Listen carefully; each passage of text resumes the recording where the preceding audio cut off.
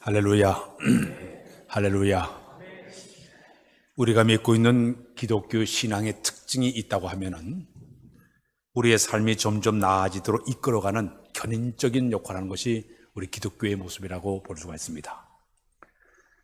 절망 가운데 소망의 마음을 품고 삶을 도전하고 나가는 이런 특징이 바로 우리 기독교의 특징이에요.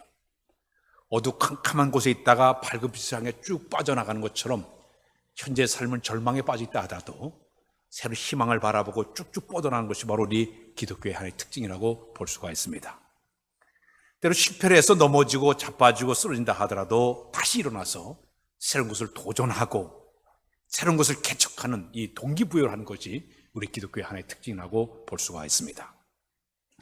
가만히 앉아서 감이 떨어진 것을 기다리는 것이 아니라 스스로 일을 개척하고 도전하고 적극적으로 전진하는 활력 있는 종교가 우리 기독교의 하나의 특징이라고 볼 수가 있습니다. 성경을 한 거 볼까요? 요한일서 5장 4절 우리 다 같이 읽어볼까요? 시작. 무릇 하나님께로부터 난 자마다 세상을 이기느니라. 세상을 이기는 승리는 이것이니 우리의 믿음이니라. 우리는 하나님께로 난 자들이기 때문에 주님이 주신 믿음을 가지고 세상을 이겨내는 우리의 모습이 되어야 될 줄로 믿습니다. 우리는 지금 매일매일 전투 속에서 살아가고 있습니다. 삶의 전투 속에서 살아가고 있어요. 오늘도 아침에 일어나자마자 먹고 입고 마시고 살아가는 삶의 모든 전투 속에서 우리가 살아가고 있습니다. 지금 이 국가 간에도 영토 분쟁을 가지고 끊임없이 나라가 전쟁을 치르면서 국가가 전쟁을 치르면서 살아가고 있습니다. 우리나라의 정치권에 들어가서 보게 되면 여야가 싸우고 있고 또 진보와 보수가 싸우고 있고 여러 가지로 분쟁 속에서 이렇게 살아가고 있습니다. 요즘은 경제전쟁이에요. 더 많은 것을 얻기 위해 가지고 여러 가지 전쟁을 치르면서 기업 간에 나라 간에 이렇게 싸움을 하면서 살아가고 있습니다. 학생들은 저 학교에서 입시를 앞에 놓고 아주 치열한 전쟁을 하면서 이렇게 입시 전쟁을 치르면서 살아가고 있습니다. 명절이 되면 교통전쟁이에요. 교통 그 상황을 가지고 여러 가지 전쟁을 하면서 이렇게 살아가고 있습니다. 특히 요즘 이 코로나 바이러스와 전쟁을 하면서 우리가 이렇게 하루하루 살아가고 있습니다. 그런데 삶 속에도 수많은 전쟁이 있지만 우리 그리스도인들이 또 다른 전쟁이 하나가 있어요. 그게 바로 뭐냐면 영적인 전쟁이에요. 따라서 영적인 전쟁. 사탄은 사방 곳곳에 덫을 만들어 놓고 어떻게 우리를 넘어뜨리려고 계속적으로 끊임없이 우리를 노려보고 있습니다. 자칫 잘못하게 되면 사단의 노예가 돼가지고 죄를 질 수밖에 없고 사단의 노예가 될 수밖에 없습니다. 그래서 우리 꼭 필요한 것이 있다고 하면 하나님의 전신갑주로 무장하는 것이 우리에게 필요한 줄로 믿습니다. 에베소 6장에 보게 되면 하나님의 전신갑주를 이렇게 소개하고 있습니다. 머리에는 구원의 투구를 쓰고 가슴에는 의의 흉패를 붙이고 허리에는 진리의 띠를 딱 차고 저 밑에는 평안에 예비한 신발을 신고 왼손은 믿음의 방패를 딱 들고 오른손은 말씀의 검을 딱 가지고 나가서 천지의 승리한 자로 싸우라고 이렇게 이야기를 하고 있습니다. 신앙생활 자체가 전투예요. 싸움이에요. 지기만 하면 우리 패할 수밖에 없다는 얘기입니다. 디모데후서 4장 7절 8절에 보면 이런 말씀이 있어요. 우리 한번 다 같이 성경에 나와 있는데 우리 읽어볼게요. 디모데후서 4장 7절과 8절 다 같이 시작. 나는 선한 싸움을 싸우고 나의 달려갈 길을 마치고 믿음을 지켰으니 이제 후로 나를 위하여 의의 면류관이 예비되었으므로 주 곧 의로우신 재판장이 그날 내게 주실 것이며 내게만 아니라 주의 나 다심을 사모하는 모든 자에게 도니라. 신앙생활 자체가 믿음의 선한 싸움이에요. 믿음을 지키지 못하게 되면 싸움에 치는 거예요. 우리는 천국 들어갈 때까지 우리 믿음을 잘 지키는 여러분들의 모습이 다 되어야 될 줄로 믿습니다. 어떤 분이 이야기하기를 신앙생활을 마라톤에 비유한 적이 있습니다. 우리나라에 예전에 그 베를린 올림픽에서 금메달을 따진 송기정이라는 그 선수가 있고요. 또 저 스페인 마드리드에 가게 되면 몬주기의 영웅이었던 황영주라는 사람이 올림픽에서 금메달을 따게 되었습니다. 근데 마라톤 경기의 특징을 보게 되면 5가지의 특징이 있다고 이야기하고 있는데요. 첫 번째는 뭐냐면 처음에 너무 빨리 달리는 사람은 결코 우승할 수 없다고 해요. 힘을 잘 조절해가면서 비축하면서 달려야지 이 40.195를 달려면 35km 정도 딱 달리면 그때는 인간의 체력의 한계가 다 떨어지고 정신력이 다 떨어진대요. 나머지는 이거 자기 훈련받은 그 상태로 달려가는 것이 이 마라톤 경기의 하나의 모습이라고 그래요. 힘을 잘 비축하고 조절하면 잘 달려야만이 우승을 하는 것이 마라톤 경기의 하나의 한 특징이라고 얘기합니다. 두 번째는 달리다 보면 고난의 언덕이 올 때에 잘 견뎌야지 오르막길에서 한번 낙오되면 승리하기 어렵다는 얘기. 뒤로 쳐지면 승리하기 어렵기 때문에 그것을 잘 견뎌서 올라가야 된다고 얘기합니다. 달다 보면 힘이 들 때는 음료수가 준비되다 음료수를 마시면서 컨트롤을 잘 조절해야 하는 것과 마찬가지로 인생의 삶 속에도 지치고 힘들 때마다 재충전의 기회를 잘 가져야만이 인생의 마라톤을 잘할 수 있게 된다고 소개하고 있습니다. 그 다음에 하나는 선두와 너무 떨어지게 되면 안 된다고 했습니다. 나중에 회복하기 어려워서 적당한 긴장감을 가지고 선두를 떨어지지 않게끔 계속 달려가야 돼요. 교회 생활하면서 어느 날 한번 뚝 떨어지니까 더 이상 못 따라오고 세상으로 나간 사람들 많아요. 주저앉아가지고 신앙을 따라오지 못한 그런 사람들 굉장히 많아요. 영적으로 뒤로 자꾸 뒤로 태우다 보니까 못 따라가는 거예요. 우리는 떨어지지 말고 열심히 달려가는 여러분의 모습이 되어야 될 줄로 믿습니다. 신앙생활의 가장 중요한 우리 영적인 상태를 늘 자기장 상태를 점검해 보면서 상태를 조절하면서 내가 너무 뒤처지지 않았는지 또 때로때로 성령의 생수를 마셔가면서 내가 어떻게 힘을 내야 됐다 이런 힘을 바탕을 가지고 우리가 달려가서 끝내는 승리하는 우리의 모습이 되어야 될 줄로 믿습니다. 이스라엘 백성들이 애굽을 탈출해서 그들의 목적지가 가나안 땅이었습니다. 근데 가나안 땅까지 가는 기간이 40년의 세월이 흘러가게 됩니다. 처음에 출발한 사람이 장정이 60만 명이에요. 거기 여자와 그다음에 노인과 아이들까지 합치게 되면 한 200만 명이 출발을 했어요. 근데 200만 명이 출발했지만 가나안 땅에 정작 들어간 사람은 2사람밖에 없어요. 그리고 나머지 그 광야에서 새로 태어난 사람들이 제 2세대들이 그 땅을 밟게 됩니다. 처음에 출발한 사람들은 왜 그 땅을 밟지 못하느냐? 그들이 광야 생활하면 조금 춥다고 덥다고 전쟁이 있다고 배고프다고 원망하고 불평하고 하나님을 대항하고 모세를 향하면 돌을 치려고 하는 지도를 향해 계속적으로 대항하다가 끝내 그들은 다 하나님의 심판받아가지고 광야에서 죽고 말았습니다. 물론 병들고 늙어서 세상 떠는 사람이 있지만 대부분 하나님의 심판으로 그 땅을 밟지를 못했습니다. 그러나 여호수아와 칼렙은 끝까지 하나님의 약속을 꾹 붙잡고 믿음으로 갔기 때문에 그 땅을 밟게 된 줄로 믿습니다. 지금 사는 여러분 우리는 저 천국을 지금 바라보고 달려가는 광야길을 걸어가고 있습니다. 불평하고 힘들다고 그냥 우리가 주저앉아버리고 낙심하고 이렇게 한 순간 우리는 그 땅을 밟지를 못해요. 여호수아와 칼렙 같이 우리 하나님의 약속을 구해잡고 끝까지 달려가는 믿음의 사람들이 되어야 될 줄로 믿습니다. 예수님이 12제자가 있었습니다. 불행하게도 12제자들이 다 천국까지 못했어요. 한 명은 지옥 가고 말았어요. 누굽니까? 가룟 유다예요. 주님이 12명을 다 선택을 했는데도 그 가운데 한 명이 끝까지 완주하지 못하고 자기 스승을 팔아먹고 스스로 목매달아 죽고 말았어요. 신앙의 삶 속에도 이런 사람이 있다는 얘기예요. 끝까지 가지 못하고 이렇게 도태당하는 그런 사람이 있다는 얘기예요.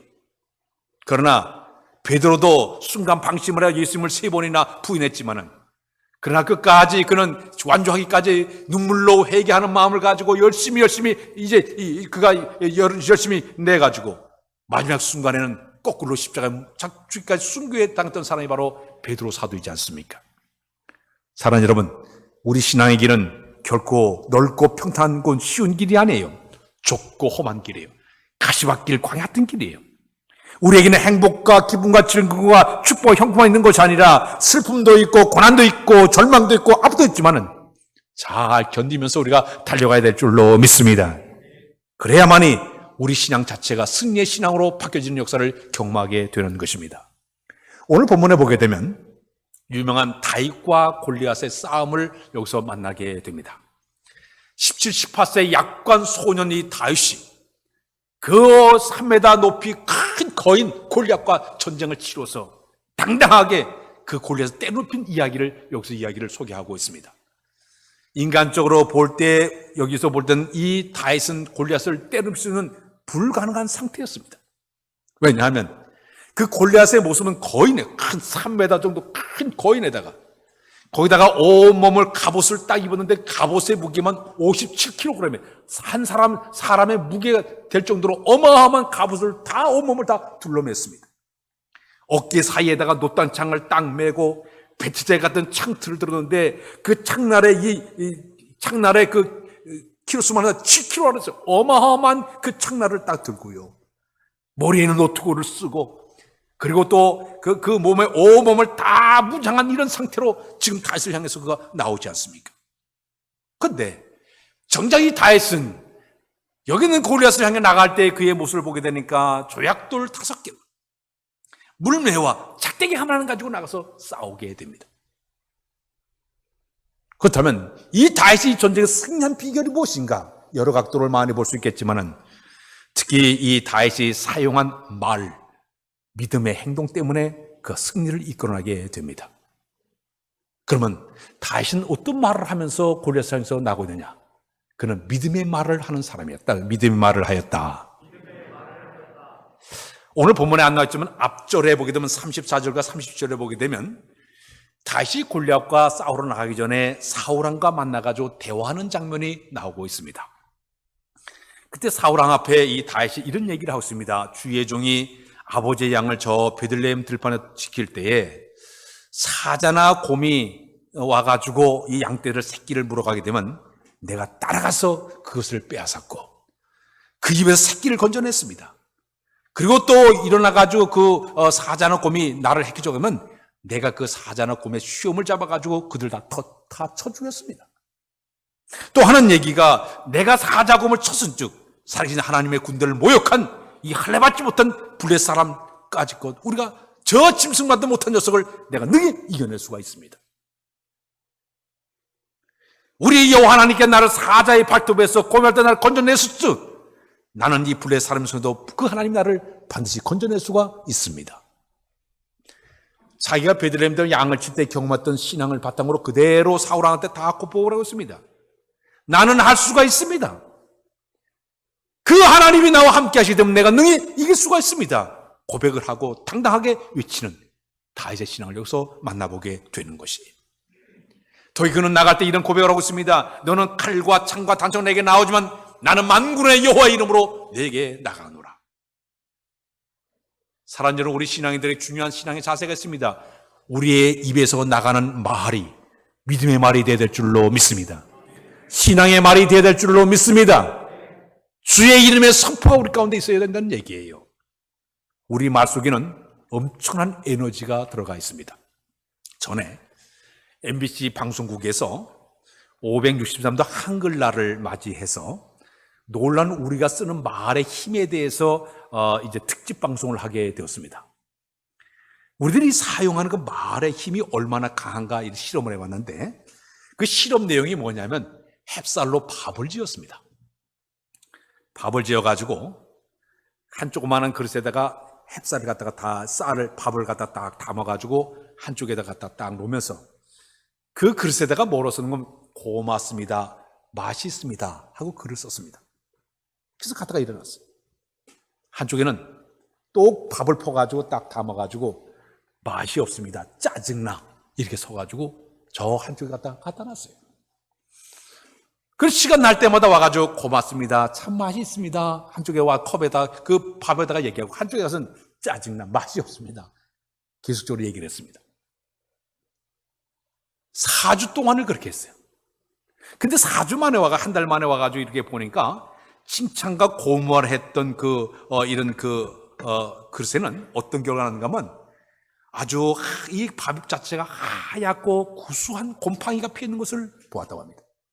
반대로 짜증나 맛이 없어 아주 이렇게 그 험한 말을 했던 그곳에 가서 보니까 이 색깔 자체가 이제 검은색이더니 이 냄새, 곰팡이 냄새가 아주 그 악한 그런 냄새가 나게 되더라고요. 이 말 한마디 툭툭 던데 그 말 속에서 엄청난 결과가 나오더라는 얘기예요. 여러분들 집안에 화초 많이 키우고 있죠? 화초에도 가가지고 이쁘다 상상 그러면 잘 자란대요. 말을 잘 이렇게 쓰다듬으면 좋지 사랑하게 되면 잘 자란데 말을 안 하게 되면 다 시들어버리고 말라버리게 된다. 우리가 쓰는 이 말 속에는 엄청난 에너지가 들었는데 말은 그 사람의 인격이에요. 말을 쫙 들어보면 그 사람의 인품과 성격을 대충 알게 됩니다.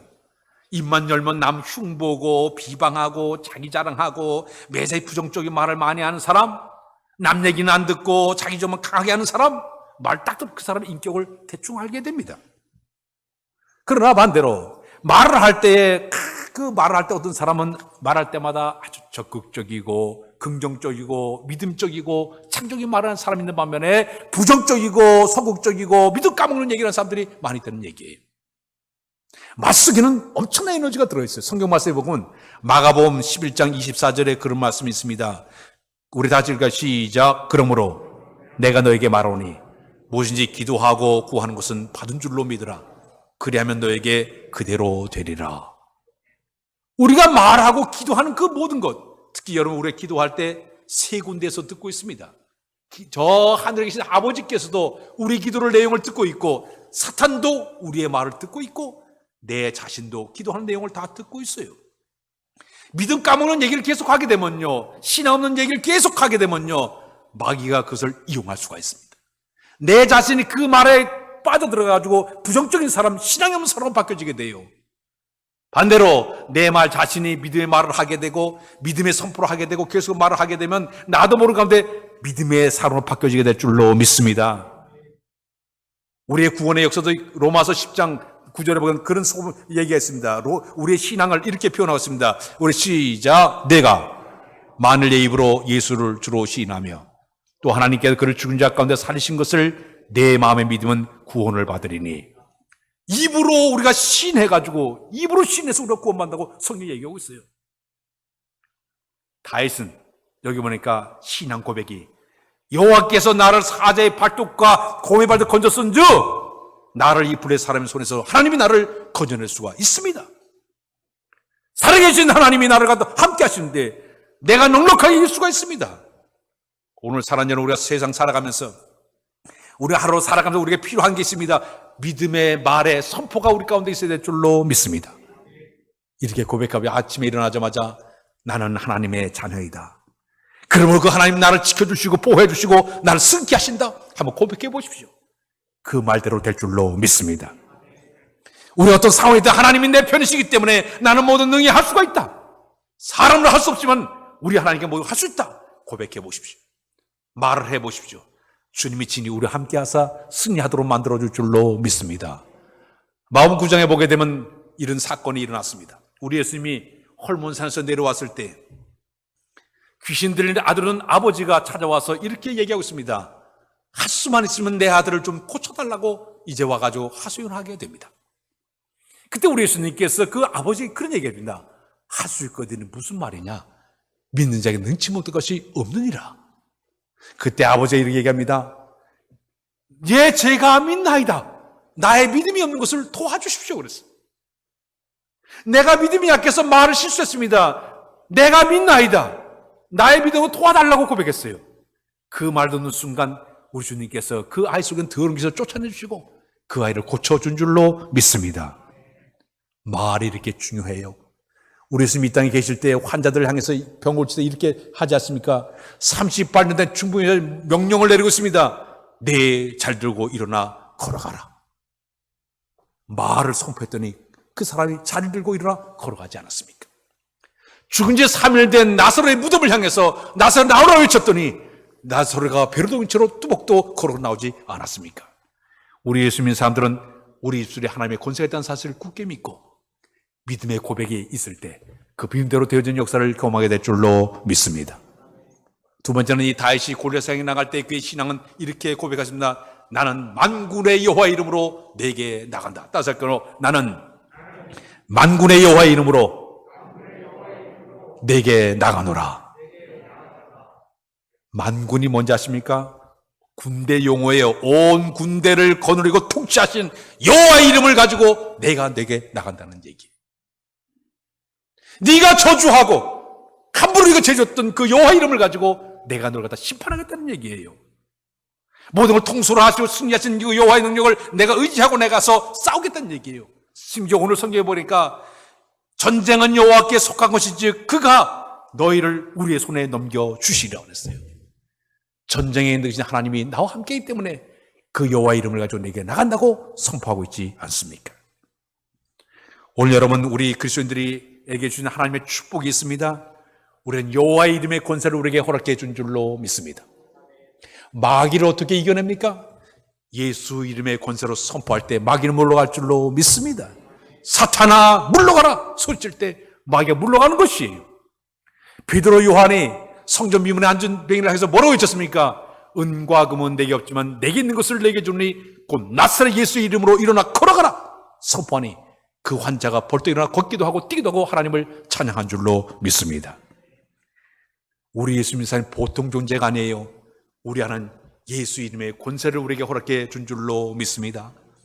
이 힘의 권세를 가지고 우리는 삶 속에 수많은 곤래 같은 문제가 있다 하더라도, 불가능한 문제가 있다 하더라도, 태산 같은 문제가 있다 하더라도 여호와의 이름의 권세를 힘내어 우리가 선포할 때 우리는 당당히 승리하는 자가 되게 될 줄로 믿습니다.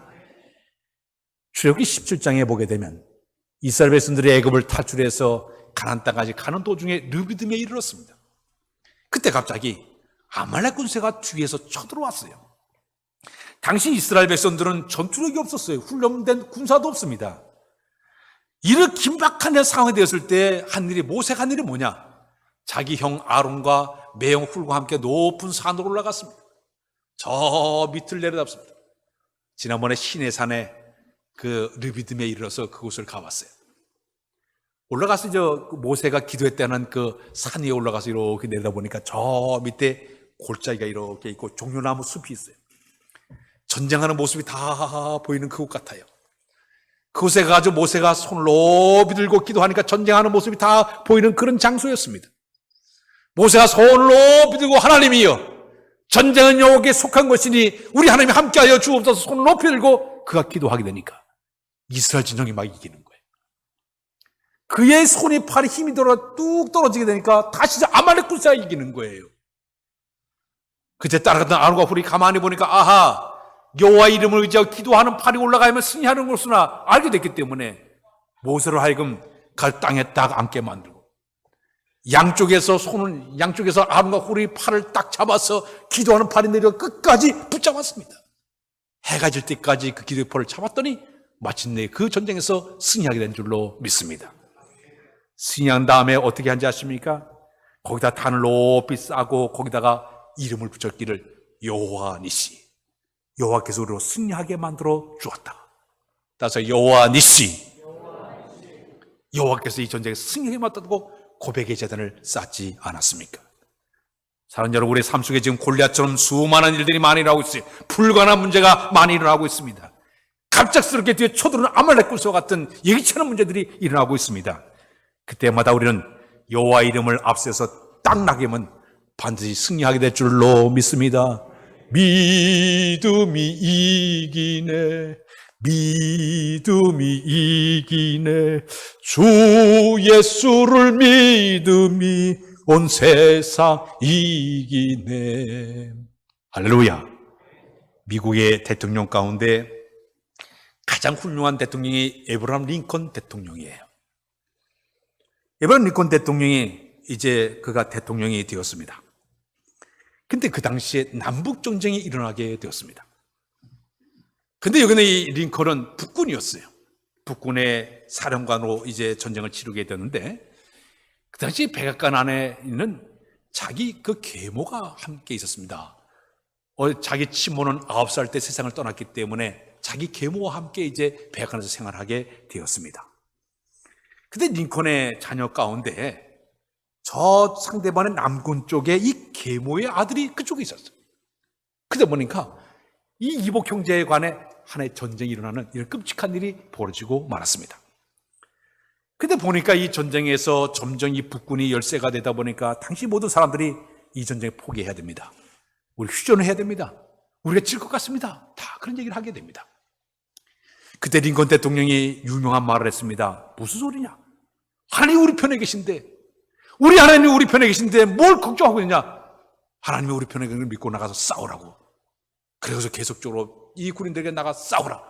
하나님의 이름을 가지고 나가 싸우라고 계속적으로 얘기한 다음에 여기 있는 링컨은 백악관에 들어가서 밤새도록 그 간편을 쥐어뜯으며 기도하면서 하나님이여 이 모든 전쟁은 여호와께 속한 것이니 이 전쟁을 승리케 해달라고 그가 기도하지 않았습니까? 마침내 그것 때문에 북군이 승리하게 됐다고 고백을 하고 있습니다. 우리에게는 여호와 이름에 권세가 있는 것을 믿으시길 바랍니다. 주님을 의지하는 신앙을 통해서 우리는 승리의 길을 걸어가는 여러분들의 모습이 되어야 될 줄로 믿습니다. 마지막, 이 다윗은 전쟁터에 나갈 때 그의 가진 무기는 여기 작은 물맷돌을 가지고 나가서 승리했다고 소개하고 있습니다. 물맷돌, 굉장히 작아요. 지난번에 얼마 전에 이제 전국 노회장 협의회 우리 중부 지역에 있는 분들이 함께 부부가 모여서 저 단양에서 있었습니다. 하룻밤 지나고 났더니 그 제천에 살고 있는 목사님께서 이 지역 백운산 옆에 세계 기독교 박물관이 있으니까 거기 한번 갑시다. 가자고. 그래서 목사님 네 분들이 전부 이제 그 박물관을 가게 됐습니다. 그 박물관 가서 보니까 그 이스라엘에서 한 몇 년 동안 사셨던 장로님 네 분이 그 땅에 있는 모든 그 기독교적인 모든 물품들을 많이 가져왔어요.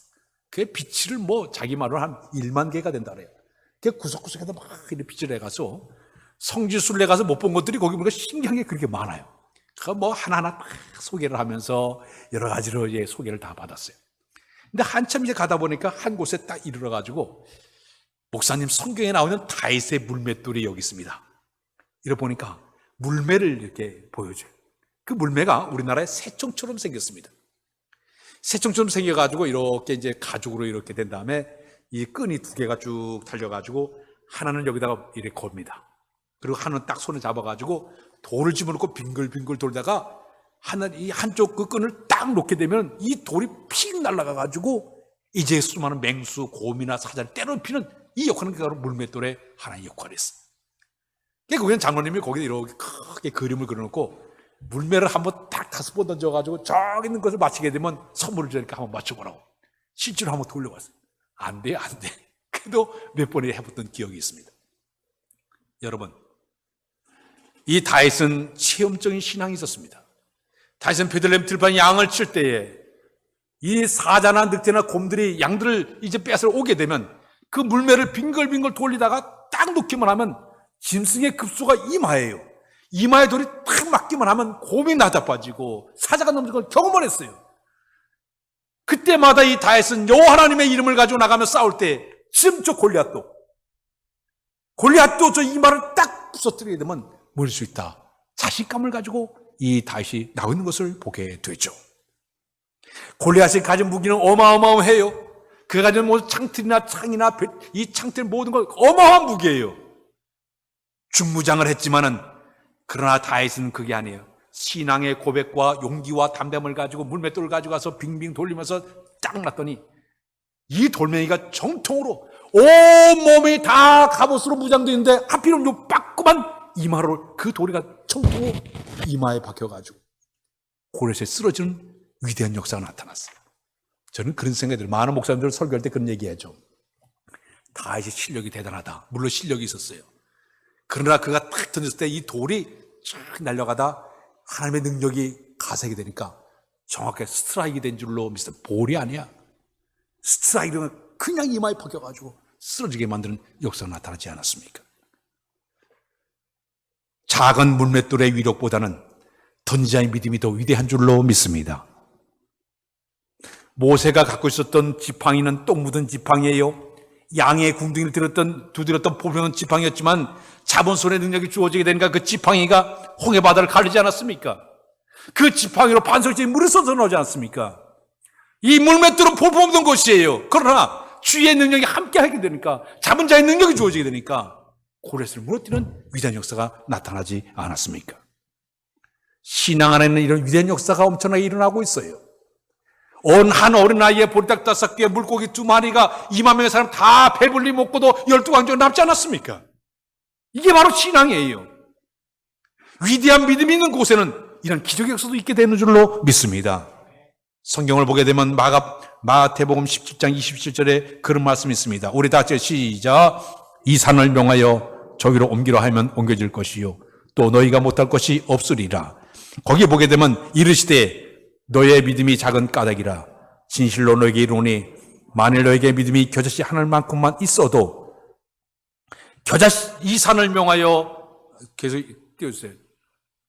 이 산을 명하여 저기로 옮기려 하면 옮겨질 것이요 또 너희가 못할 것이 없으리라. 겨자씨만한 믿음을 가지고도 산을 옮길 만한 이런 역사를 만드는 것, 믿음 안에선 가능한 줄로 믿습니다. 오늘 본문의 이 다윗은 믿음의 말, 믿음의 행동을 가지고 골리앗을 넘어뜨리게 됐고 이스라엘 민족의 대승을 가져가게 됐고 마침내 그는 훗날 그 나라의 군대 장관이 되게 됐고 사울왕의 사이가 되게 됐고 훗날 통일왕국 왕까지 올라가는 이 모든 과정을 볼 때 이 자그마한 믿음이 위대한 역사를 만들어내고 있구나. 이 아침에 저희들이 이 믿음을 소유해서 수많은 우리의 삶 속의 역경과 고난과 시련과 아픔과 모든 절망성이 일어난다 하더라도 다윗처럼 믿음의 말과 행동을 통해서 승의 길을 걸어가는 여러분들 모습이 다 되시길 주님의 이름으로 부탁드립니다. 기도합니다. 하나님, 우리 삶 가운데 골리앗과 같은 수많은 불가능한 문제들이 많이 있지만은 다윗 같은 믿음을 통해서 승리하기를 원하오니 믿음을 말하게 하시고 선포하게 하시고 믿음의 행동으로 위대한 역사를 만들어내는 우리 모두 삼아 인도하여 주옵소서. 예수 그리스도의 이름으로 기도하옵나이다. 아멘.